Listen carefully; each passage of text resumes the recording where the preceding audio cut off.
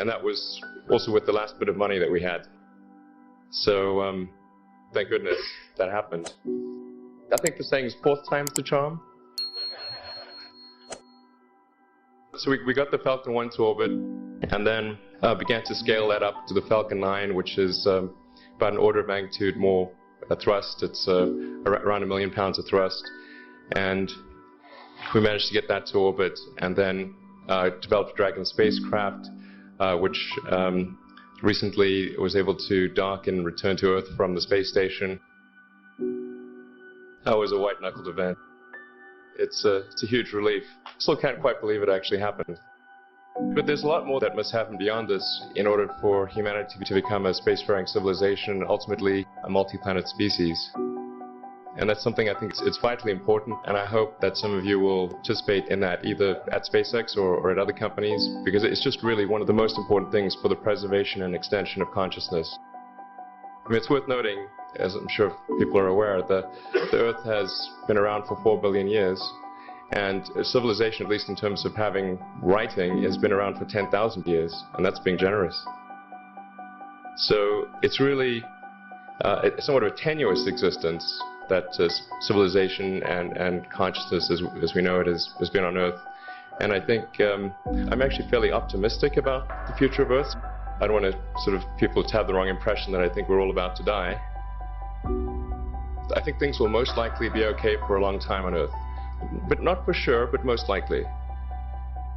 But even if it's sort of 99% likely, a 1% chance, it's still worth spending a fair bit of effort to ensure that we have backed up the biosphere, planetary redundancy, if you will.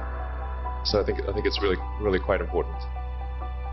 And in order to do that, there's a breakthrough that needs to occur, which is to create a rapidly and completely reusable transport system to Mars, which is one of those things that's right on the borderline of impossible. That's sort of the thing that we're going to try to achieve there with SpaceX. And then on the Tesla front, the goal with Tesla was really to try to show what electric cars can do, because people had the wrong impression. We had to change people's perception of an electric vehicle, because they used to think of it as something that was slow and ugly and had low range, kind of like a golf cart. So that's why we created the Tesla Roadster, to show that you can be fast, attractive, and long range.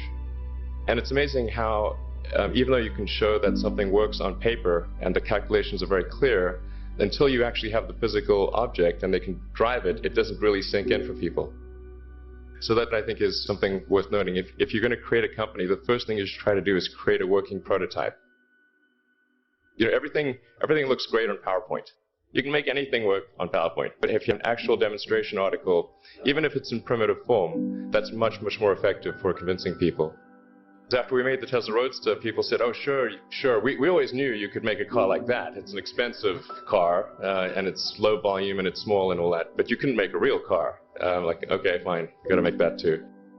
But I think the overarching point I want to make is that you guys are the magicians of the 21st century. Don't let anything hold you back. Imagination is the limit, and go out there and create some magic. Thank you.